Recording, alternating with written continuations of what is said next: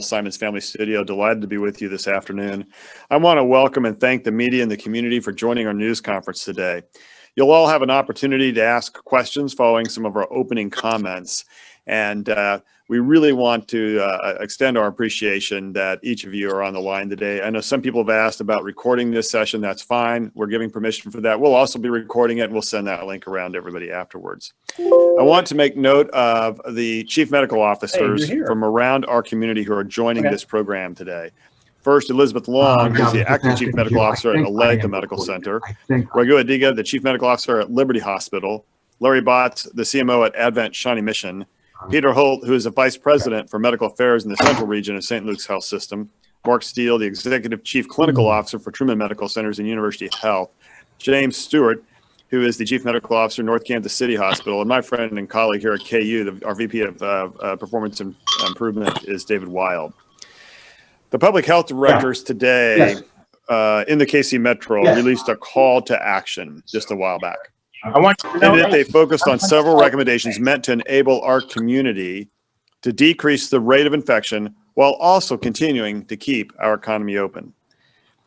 This afternoon, we want to publicly support those public health directors and the recommendations and talk to you about the science behind those recommendations. As we have shared with you, our hospital beds are almost full, and in some places they are full, all across our city.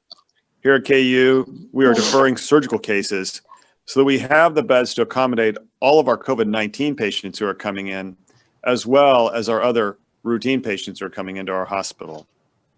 We applaud the public health directors in making recommendations that will help decrease the rate of transmission, which is right now out of control. We have uncontrolled community-wide transmission of SARS-CoV-2, and that's reflected in some statistics we're going to share with you in just a moment. The rate of new cases is similar to the rate of hospitalizations, which you'll see in a moment. So if we can decrease new cases, we'll gain more hospital capacity that we take care of everyone with. You know, the struggle for us is real.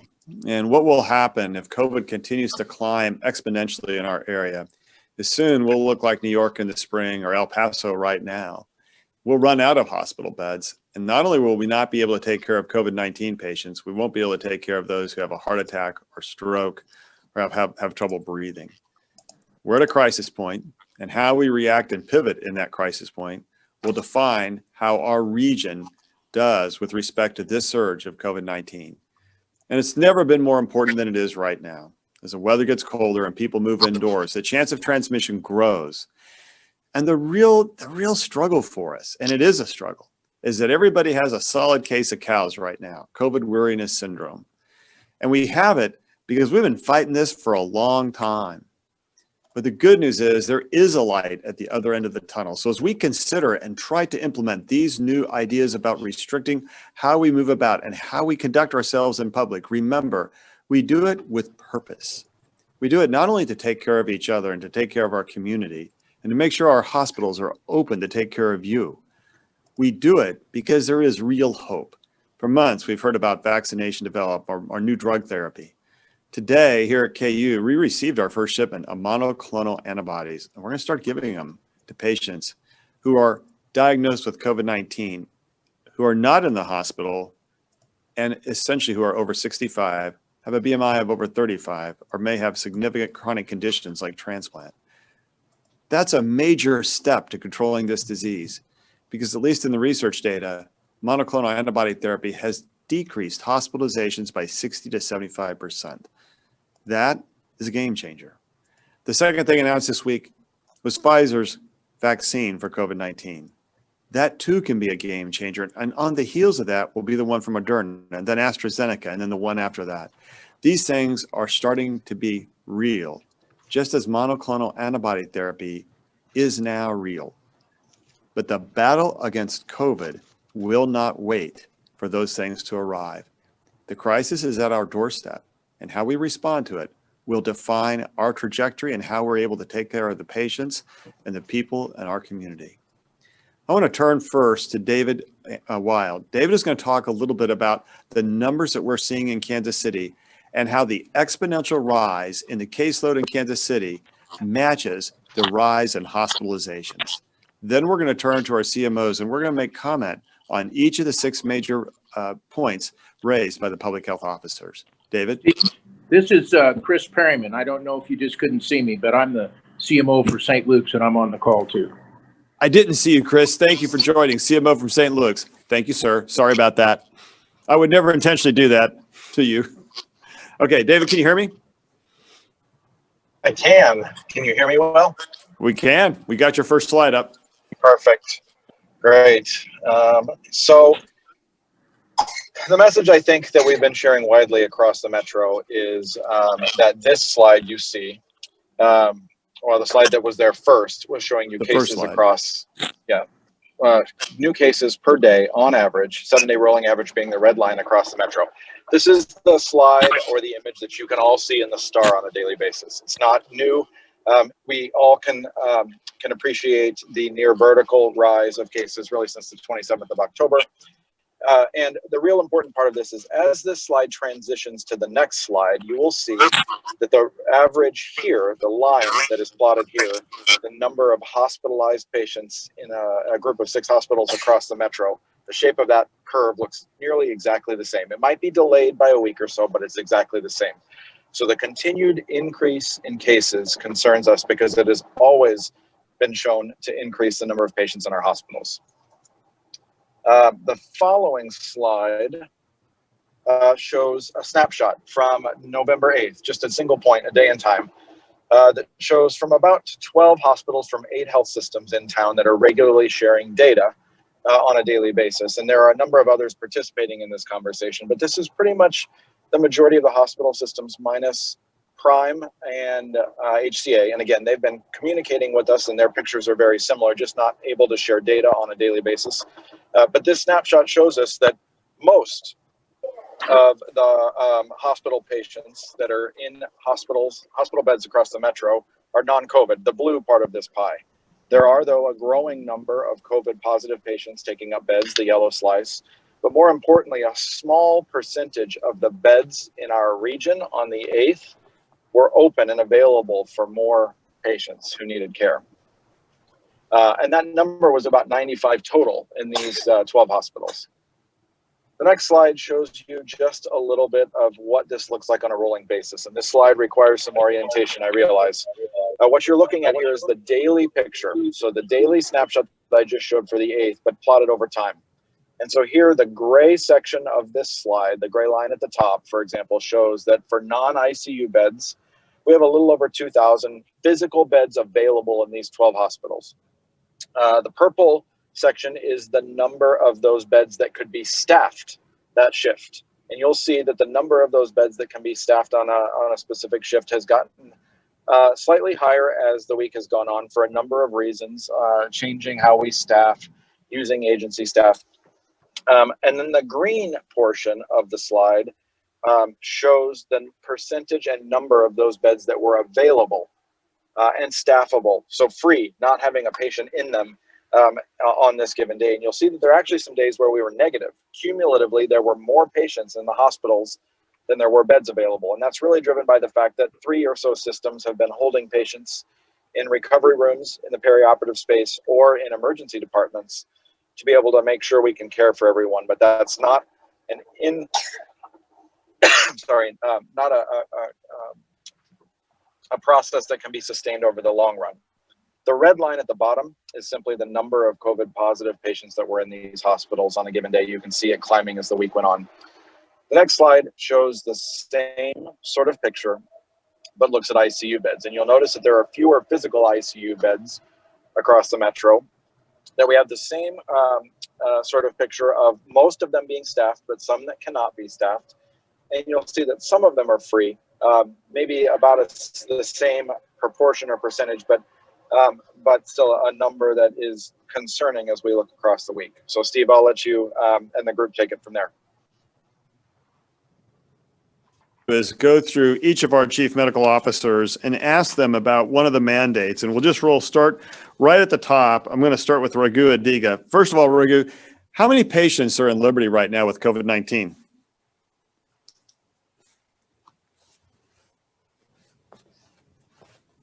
Raghu, don't forget to unmute. Apologize. Still There you learning. go. Still learning. It's it's just a Zoom thing. Yeah. Well, this morning we had 38 COVID patients in the hospital, and 3 of them were in ICU and 2 of them were intubated. And it keeps changing. Unfortunately, this is one of the highest numbers that we've had. We are tight. Raghu, one of the things in the public health officer's recommendations is we have to continue a mask mandate. I think we know masks work, right? Absolutely. I mean, it's a clear example how it works in the hospital. You talked about it a number of times before. I mean, we have 38 COVID patients in the hospital, and we know how to take care of them. We know how to take care of the people who take care of those patients. None of them are catching COVID from them. So if you do the things right, you wear your mask and follow the infection control principles, you can avoid catching it. So that's a clear example. Masks everywhere. Masks work, you bet. Larry Botts, how are things over at Advent Shawnee Mission? Well, we also have the highest number of patients that we've had throughout the pandemic. We're currently at 33 patients. We have 6 patients in the ICU with 3 currently on ventilators. So we're rapidly approaching our capacity. Talk to us a little bit. You know, the second recommendation from the public health officers is that we had to limit social or in-person gatherings to further reduce the community spread. Help us know, why is that effective?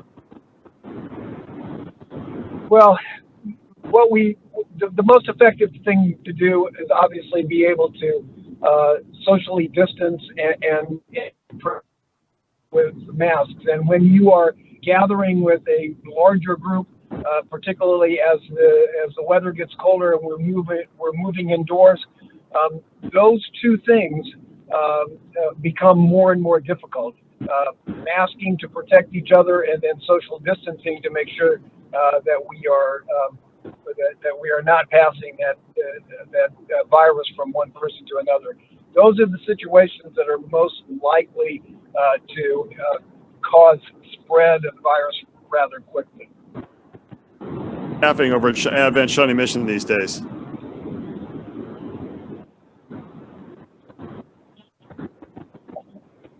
I think I lost you, Steve. That's okay. I'll come back. Peter Holt. All right.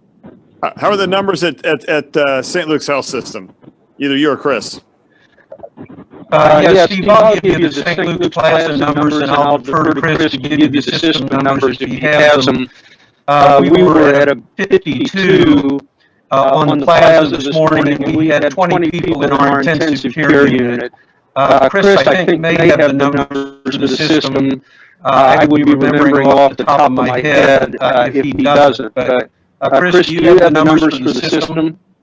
I certainly do. I got the number just before the call. 164 with 47 in the ICU. You're right. And right now, St. Luke's has 59. But you know, we have the 4 metro hospitals and our community access hospital. So our numbers are growing as everyone else's. Chris, have there been any important changes with you or Peter in your approach to surgery so far?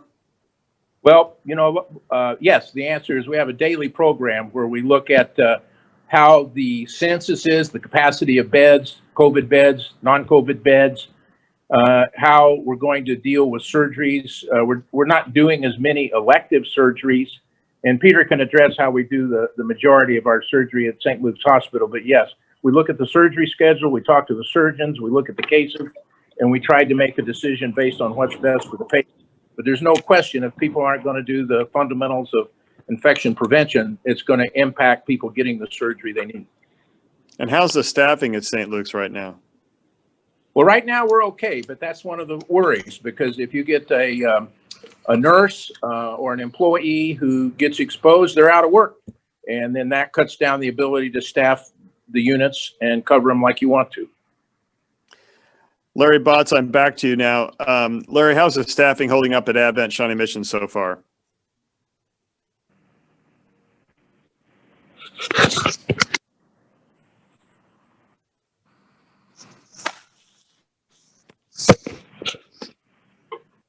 I'm not hearing from Larry, so I'm going to jump to Mark Steele. Mark, the fourth recommendation is to place further limitations on outdoor and indoor entertainment and recreational venues. Talk to us a little bit about the science behind that, and also, how are your numbers today? Yeah, so Steve, our numbers today, we were this morning at 39, which is just one shy of our peak. We have 8 in the ICU, and fortunately, we currently don't have any patients on ventilators. And that item is really very similar to all the other items in that it's all about social distancing, how many people you have in a particular environment, and then, of course, the masking is also very important. Indeed. Thank you. And how's the staffing doing at Truman?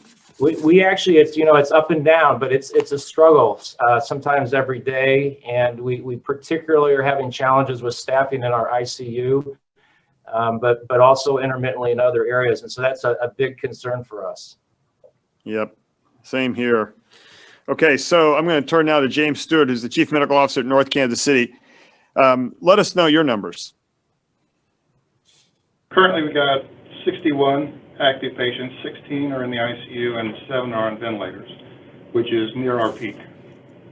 Okay. And how's staffing? The staffing's tough. The ICU staffing is tough. The rest of the staffing is not too bad. The problem is we have employees every day who test positive, and they're not getting it here. They're getting it in the community, and that's why it's important to control the spread in the community, because that's where people are getting infected. Indeed. So, the fifth recommendation from the public health officials was to place a requirement on recreation and youth sports events to limit the number of attendees and ensure social distancing. What do you think? Well, I think that that's important. And the problem is not the events themselves, it's the behavior at the events. When people start yelling and screaming and they're right next to each other, it's difficult to socially distance. Even if they're wearing masks, sometimes we've all seen people who don't wear their mask properly. So it's just a hot spot for spread of the disease. Yeah, I think that's right. We heard from Rex Archer today that, the Chiefs have at Arrowhead, and you think, oh gosh, we should stop that. But he's pointed out to us that they keep people 9 or 10 feet apart, or groups of folks 9 or 10 feet apart, and that that because they are able to do that and enforce mask wearing, they don't have a documented case of spread yet at Arrowhead, which is a remarkable statement. We also know that when we can de-densify a school campus, or the work we've done in Lawrence, the rate of transmission on the campus in Lawrence is about half that of the community. So, when you can do this right, but you got to really commit to these principles. Elizabeth, down in Olathe, how are things with you all? We're doing okay. We've basically doubled our census and our COVID positive patients over the last 2 weeks. We are currently at 27 positive patients with 7 in the ICU and 5 ventilators and 9 PUIs. But our census is we are bulging at the seams. We have 151 for our census, and for staff beds, we have 158. So we just have a few beds open at this time. I think that's all of our concerns, because we know that as this transmission continues to spread, those things are going to become harder and harder. Our numbers at KU, David, do you have those right now?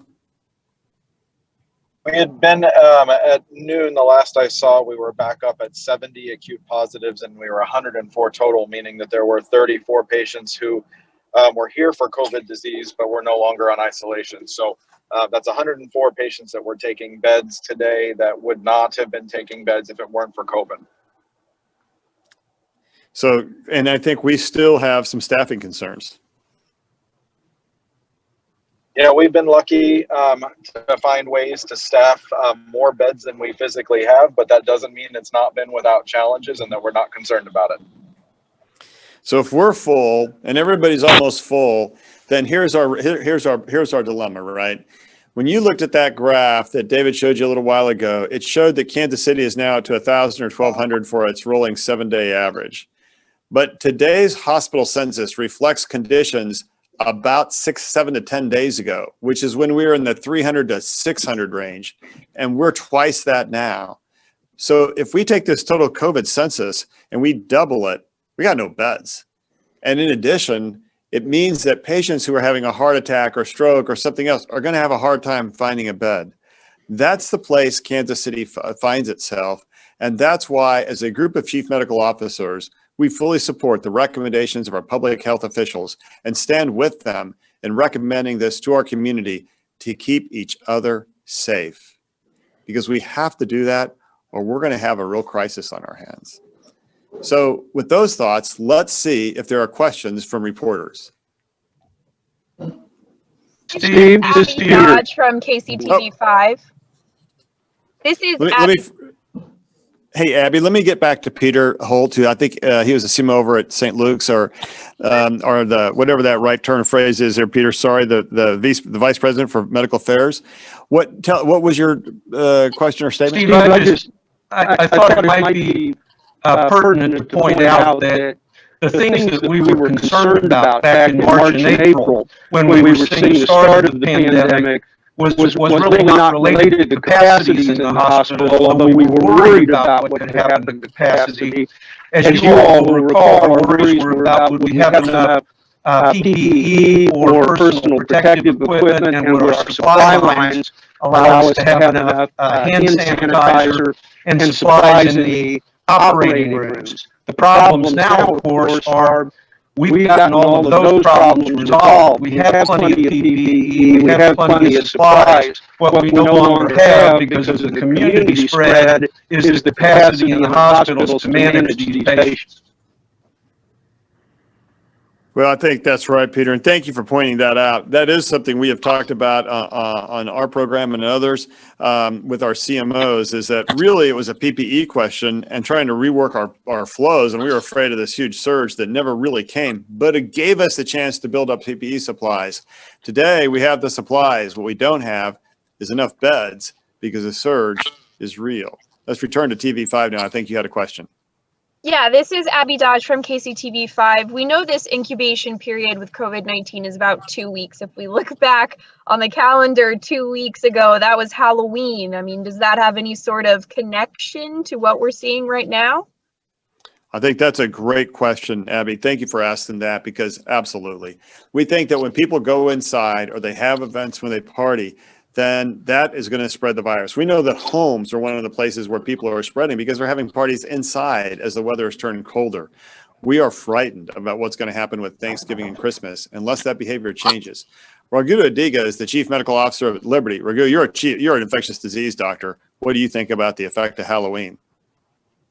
Yeah, I do think it had an impact, even though it's not entirely purely related to that. I mean, the curve was already starting to go up. It just added to the problems. I think people, as you mentioned, indoor gatherings are the biggest driver of this. Even small gatherings that's happening, I think, is adding to this. No question. Yeah, totally agree. Other questions? Chris here, Fox 4. You mentioned in an interview, KU Health call you mentioned in a KU Health call you did recently that the rise that we were seeing was due to people being largely irresponsible with how they're handling it, not wearing masks, being out in public. What is, in a one sentence form, if you could, your recommendation on how to help curb that? Yeah, follow the rules of infection control. They go with you wherever you go. You just got to take them with you. And they don't change because you're a Republican or a Democrat. They don't change because you're young or old or black or white. They don't change it because you're in Kansas or Missouri. They don't change because the coronavirus doesn't discriminate. It doesn't care who you are, how much money you make, or where you live. Coronavirus is looking for a host. And if you don't follow the rules of infection control with widespread community disease that we see today, coronavirus is going to find you. And if it finds you, you have a good chance of developing all the symptoms of COVID-19 that can bring you into the hospital. So the real key to this is bending the curve by following the rules of infection control. We'll come back to that at the very end because we've got a riddle for everybody. Steve, could I ask, just comment on that too? You know, Please, Chris. Every physician who sees a patient in your office, I tell every patient to do those things. Wear a mask, socially distance, wash your hands. And I think it's just not up to physicians in the medical community. I think it's up to newscasters, reporters, public officials, your friends. You can tell everybody that message. It doesn't have to be an urgent message. It's something we should be practicing in our daily lives. So I think one of the things that helped in the beginning, back in the spring, people got into it. Behavior was good because everybody en masse kind of bought into it. As things got less severe, people got lax. And I think if you have a friend or a relative that you know is not following these guidelines, it's in your best interest, and especially those of your vulnerable relatives, for them to hear that message. Please mask. Thanks, Chris. So true, because we know that makes a difference. Hey, Go Steve, ahead. I had a quick comment. I think that one thing that I would absolutely caution people about are these casual gatherings at homes. And I think there's a certain comfort level that friends, neighbors, relatives you haven't seen in a while, that bringing them into your home, that everything will be okay. And people have to not forget that 40 to 50% of folks with coronavirus have no symptoms. So they may look perfectly fine, but unknowingly bring that into one of these gatherings. And we know that's occurring. And then all of a sudden you have a whole series of new cases. And ultimately, if you have somebody who is high risk or older in age, and then they get it, then we end up seeing hospitalizations and unfortunately deaths. So just caution people about that. Well said. Thank you. Other thoughts from one of our CMOs around that? Dr. Stikes, this is Michael Mahoney from Channel 9. Can you hear me? Yes, sir. I did not hear any discussion about the other recommendation to perhaps close bars and restaurants at 10 p.m. or else have them make other implementations about how they are handling their business. Yeah, so we'll see what our other CMOs. Here's my stand on that. We support the public health officers and all the things they're trying to do. And I think what they're concerned about is that people who are at bars or restaurants after 10 tend to maybe behave a little less responsibly. And so they're trying to put that time limit on. We see that going on in a lot of communities, and people do believe it curbs the behavior. Here's my point. Behavior matters. And whatever setting you're in, behavior matters. And that's what's going to bend the curve. And so if in the public health officer's view, behavior begins to change after 10 o'clock at night and encourages more spread, then, I'm going to support that recommendation. Other CMOs? Yeah, I think it's important to realize that the virus doesn't have a wash. There's nothing magic about 10 o'clock, but it's the behaviors that change the longer they're in these settings that makes the difference. Yeah, well said, Jim. Thank you.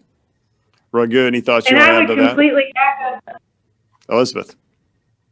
Go ahead, Elizabeth. Oh, I'm sorry. I would completely echo that I wholeheartedly don't think the time of day matters. It is the behavior that matters.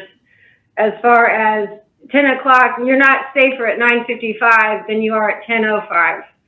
So it's really the masking, the staying apart, and doing those pillars of infection control that should be the priority. All the time, every minute, every day. That's what'll bend this curve. And just remember, the reason we're sounding this warning and so and showing our support for the public health officers who have worked incredibly hard throughout this crisis, right? The reason we're trying to show this is because we think we're in trouble. All you have to do is look at the curve. And today's number, we do this call a lot, and today is our highest number we've reached so far. We're at 432. And so we've broken 400 and we're rising. And so we've been doing these calls since the middle of March. And what we're seeing now is what we have always been afraid of. And we're really afraid because we're stretching our beds. We don't have our staff are getting sick. They're out in the community. They get COVID, they get an exposure. And yet folks are going to need care. And if you step back and you say, why is our death rate, our death rate now in hospitalizations runs around 7% by and large. And why is that so much lower than it was at the beginning of the crisis, say in New York City, when it was higher, like 20 or 30%, or in Italy when it was 40% or whatever it may have been? The reason is that when you overwhelm your staff, you can't take as good a care of people. And then your staff gets sick, and then pretty soon your ICU ratios, instead of being 1-to-1 or 2-to-1, which is what we all want those to be, go up because we don't have any staff. And so what happens then to care? We don't want to see that story. We don't want to have a story where a trauma becomes a place looking, an ambulance looking for a place to land. We don't want to see a time when a heart attack can't get to the cath lab right away. But COVID can do that to us because it's done that to other communities. And the only way to change it is to follow the rules of infection control. Other questions? Where we stand right now, what would you say is the more imminent threat of the two? The fact that we have a shortage of beds because we have so many new cases, or the fact that staff is sick and because of that, there aren't as many staffed beds available, backed by numbers? Yeah, that's a great question. Let me turn to some of our colleagues out there. Larry, what would you say it is at Shawnee Mission? It's certainly a combination of both. We are having difficulties from a staffing standpoint because of COVID and having to quarantine and having to stay home. And when, you know, the difference between COVID and say other respiratory illnesses is when you get COVID, you're at home for 10 days. You know, if you have a cold and another respiratory illness, that may be 3 or 4 days and you're back, and we're not able to do that at this point. So I think it's certainly a combination of those two things, but that's our staffing issue is the biggest one that we're dealing with now. Chris, what do you think with St. Luke's? What would you say your bigger challenge is?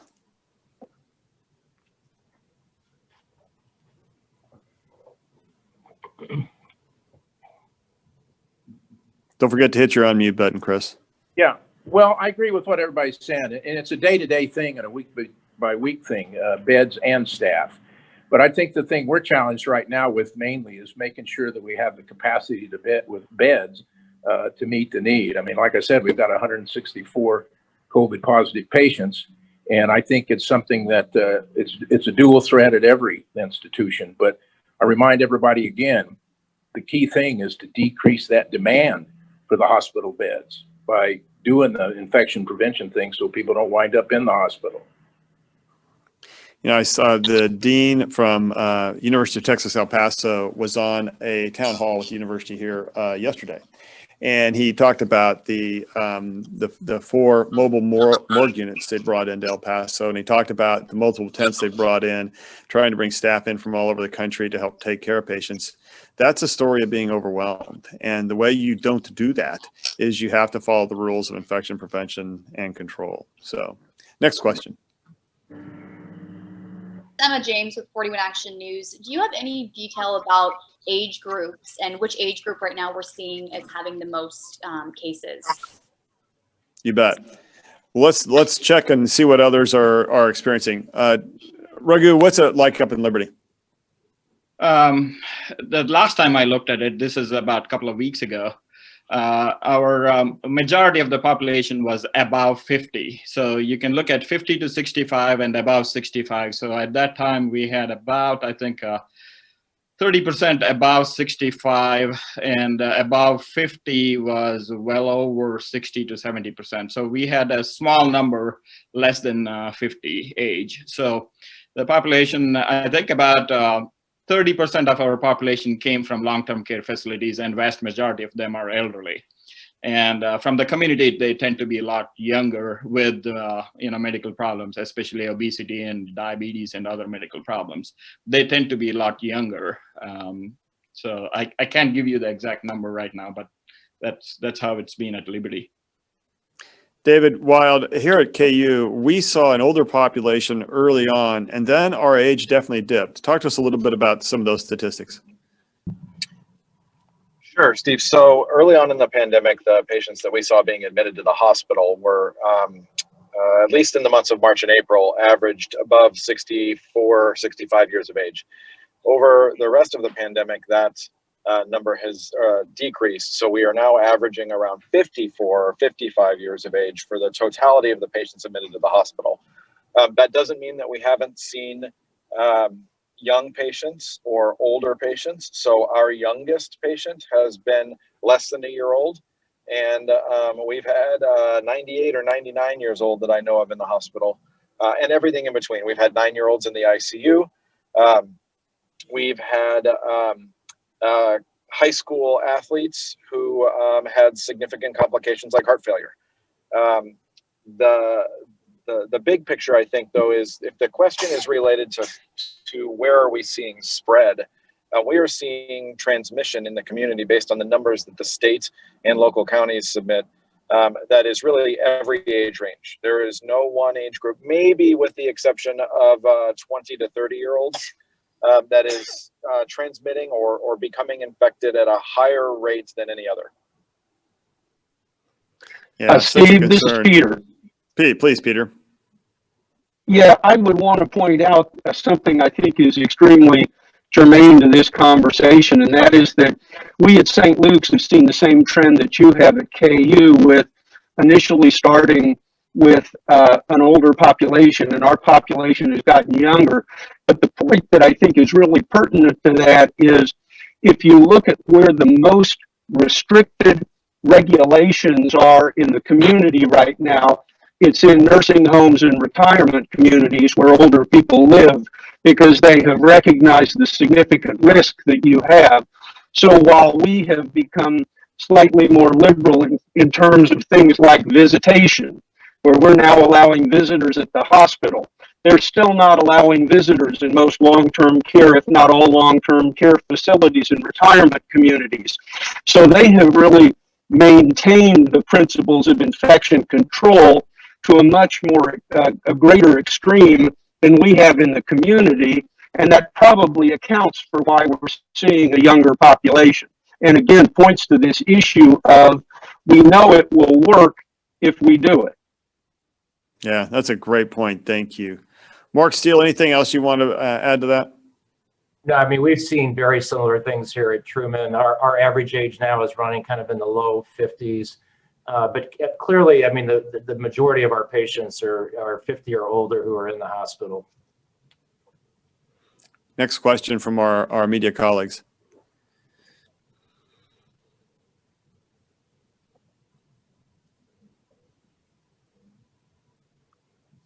Okay, Jill, were there any community questions? I think someone was getting ready to ask. Go for it.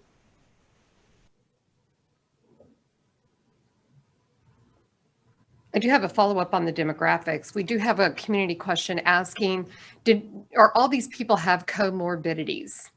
You bet. You know, that's a funny question, right? Because you have to define what a comorbidity is. You know, it's popular to say, gosh, the people who are just dying of COVID are very unusual. But the truth is that's the same case with pneumonia or influenza or any other disease process. The problem with COVID is that some of these, quote, comorbidities are not so morbid, but you got them. You know, a little bit of high blood pressure, you're a little overweight, I mean, a little bit of diabetes, and pretty soon you just need one of them and your morbidity begins to go up pretty rapidly. Age over 50, morbidity starts to take off. I'm 60, I'm like in the high risk category. So I think that it doesn't take a lot of morbidity to be considered comorbid. And I think that's one of the things that scares all of us. Peter, you do a lot of you're a geriatric specialist, and talk to us a little bit though, because I think you've seen patients who are both young and old, healthier and sicker. To start. Yeah, I would, and I do have the opportunity, as you know, Steve, to be the medical director of a nursing home and a retirement community. And I have to say that I think those patients that I take care of that are community dwelling have tended to be much less conscientious of the infection control pillars as those that we have that are in retirement communities. They have tended to be much more, much more rigid and follow those guidelines much more closely. And I'm sure part of that has been because we have emphasized the higher mortality rate amongst those that are older. But I think we all in our hospitals can tell of stories of young people, sometimes very young people. We've had people here at St. Luke's in their 20s that have been on ventilators for a prolonged period of time. So even though we can talk about the higher risk in the elderly population, it is not without risk in the younger population. And those people are coming from the community where they're getting greater exposure. Yeah, that's a great point. And the other thing, just to add, and Larry, you're an ICU pulmonary guy like me. I think you'd probably reflect on this as well. But just because you don't die doesn't mean you're not wounded. and you could be wounded for a very long time, especially with the underlying lung disease and heart disease. Have you seen some of that at Advent as well? Absolutely, and you're right. Even those people who survive, when you spend a long period of time in the hospital, a long period of time on a ventilator in the ICU, it takes a great toll on. It really impacts your life for a long period of time. Sometimes forever. So it is not just. The fact that people die, but people are very, very ill, and that is a long-term problem for those individuals. Yeah, and that's the struggle. And people, we haven't talked about that much. We've talked so much about the death rate. We haven't talked about this morbidity rate, which is extraordinarily high.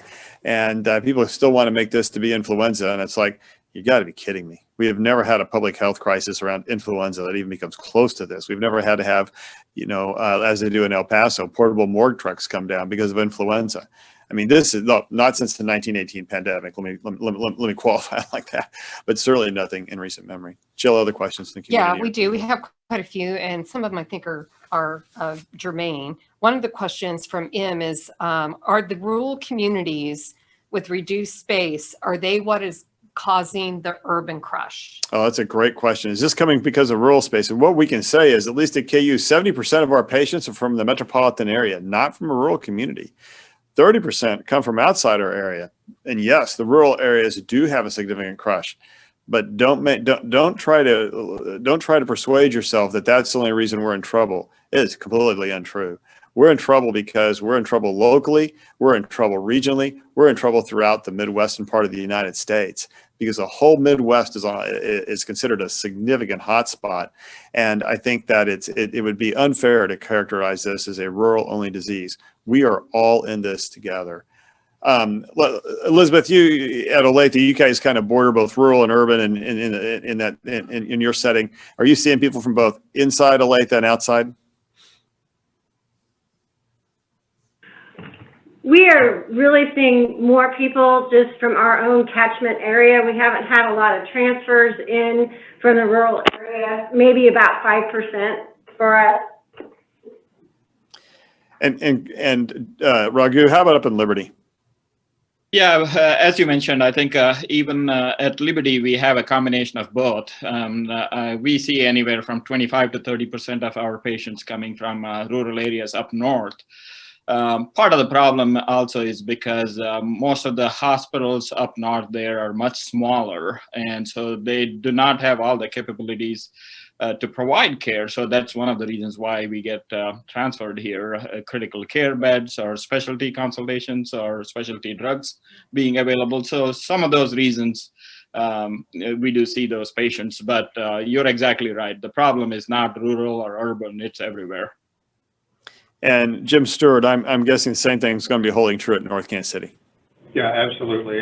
And part of the problem here recently is that the smaller communities wanting to transfer people in, it's hard to get them here because there's no place to put them. When we're out of ICU beds, and that's what they need, we can't help them. All right. Cindy said she had a family in rural part of Kansas that needed to go to the hospital. She was non-COVID patient. They sent her out of state. She goes, why is that happening? Yeah, that we're seeing that, and Raghu, you can tell your story you told this morning in just a minute. Yeah, when you don't have beds, you don't have beds, and so then you start looking around. And I know here at KU we've had calls. David, go through it. I think you've had calls from Arkansas and where else? Yeah, so we normally get calls from maybe our normal area would be the western half of Missouri and maybe the eastern 2/3 of Kansas, and we have now been receiving calls from far western Kansas, from all parts of Missouri, and in the last couple of weeks from Nebraska, Iowa, Texas, Arkansas. Oklahoma. I think those are the states that have had multiple calls. Oklahoma, yes, those are the states with multiple calls. So I mean, we're just seeing it from and I think everywhere. the question of the question of are those patients COVID patients that are being called, or are they patients with other problems? They are patients with all sorts of problems. So the story of a Kansas family member having to be transferred out does not surprise me in the least, because everywhere is fighting the same battle, everywhere within hours of us. And Raghu, you guys had to take a patient that had flown over all the major core hospitals and had to go north from I think it was southwestern Kansas. Yeah, we had not had this experience before. We get patients flown in from up north, not from down south. So last night was a strange experience being called from a small community at the Oklahoma-Kansas border and needed an intensive care for a non-COVID patient. And it's 6 hours by ambulance, and that we did not feel it would be safe. So they airlifted the patient to our hospital. So yes, it is strange, and it is happening both COVID and non-COVID. Yeah, so this is not a Kansas issue or a Missouri issue. This is a we issue. We're all in this one together. 2 more questions, Jill. Right. Michael wants to know, at the start of the pandemic, nurses and doctors from here traveled to support the surge in New York City and other places. Why don't other cities come and help us now? Yeah, one of our struggles is that everybody's on fire. And it was one thing when you had Kansas or you had, say New York and Seattle. The problem that we're running into today is that so many major cities are struggling with this. And, Chicago just put in another complete lockdown because of their rapid rise. New York City is contemplating canceling all schools and another lockdown because of their rapid rise. We're all in this one again, and it's going to be much harder to find shared resources, whether it's people or equipment or PPE now, because everybody's struggling with this surge. And, we all predicted it, right? We knew this was coming when the weather got cold. If folks got tired of wearing their masks and just wanted to have parties and have people over and move inside and do those things, then that was going to be a danger zone. And that's exactly where we are. And last question, Sandy asked, the call to action states that if numbers don't improve, additional action may be warranted. She's wanting to know, how will you know? How are you going to measure that? And how are we going to know? That's a great question. Chris, what would you say from St. Luke's perspective, or Peter, what do you think will be the sign that says to us we're going to have to take more steps? Well, I will speak first and I'll let Peter, but number one, it's going to do with bed capacity and staff capacity, as we've already referred to. And the other thing is all hospital transfer teams that are traditionally taking patients from outside hospitals, those have been affected. And it's gotten so bad now, it's even affected our city and our metro areas ambulance services. So I'd have to say that really is going to be the ongoing struggle of when we have to take stricter action is when we don't have bed capacity. Sounds like we're not that far. Peter, what are your thoughts? Steve, I think it will be an issue of when we go back to the graphs that you and David showed earlier, when that peak is over and we start to see flattening and the numbers go down, we'll know we're okay. If we continue to see those numbers go up, we know we have to ratchet down just a little bit harder each time those numbers go up. Yeah. Jim Stewart, how about what's your thought from North Kansas City?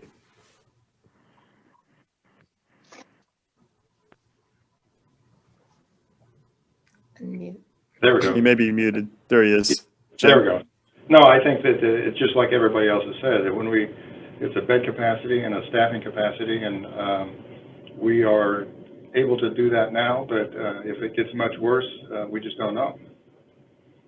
Raghu?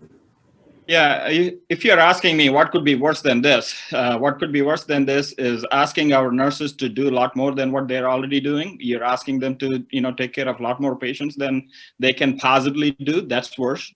And another worst thing is what kind of procedures are you going to be putting off? I mean, that has such an impact on communities' health, and there is only so much you can put off. And if you start putting off, more serious surgeries, that's a lot worse. So that's what we want to avoid, and that would be the threshold you're looking at. Mark Steele.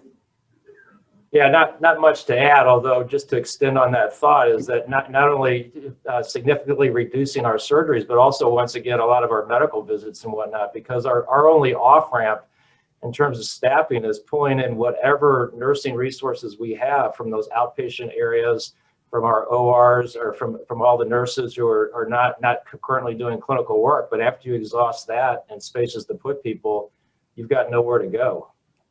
Yeah, that's so true, isn't it? Larry Botts?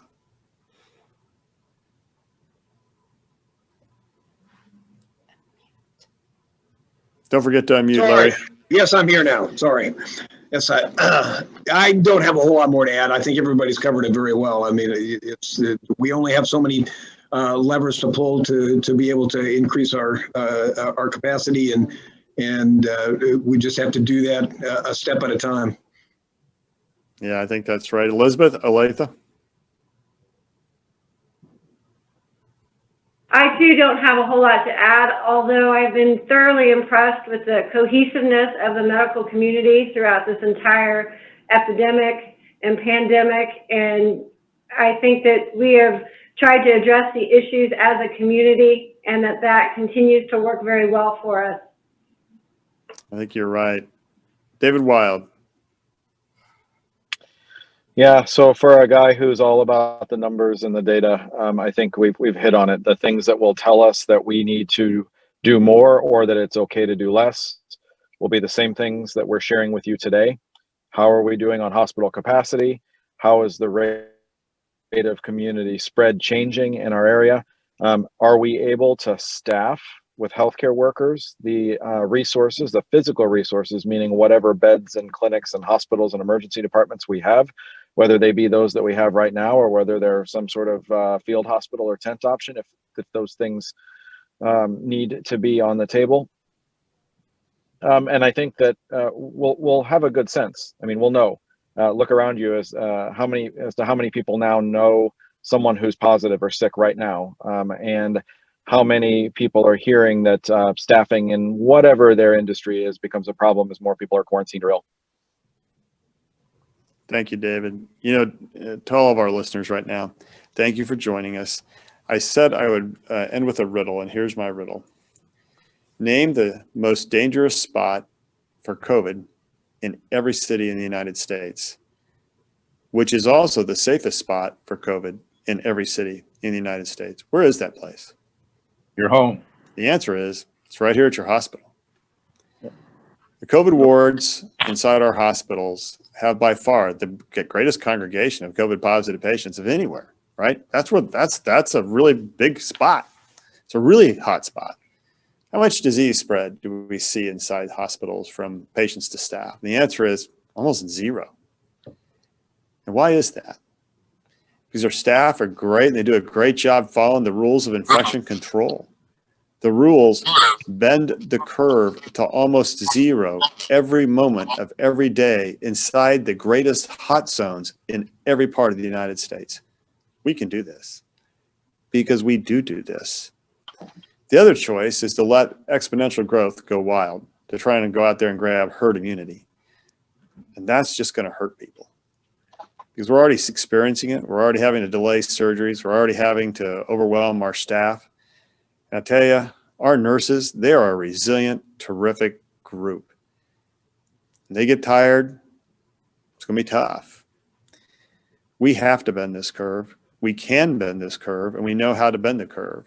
Just remember the rules of infection control. And the way we always end our program every morning, there's still no place like home.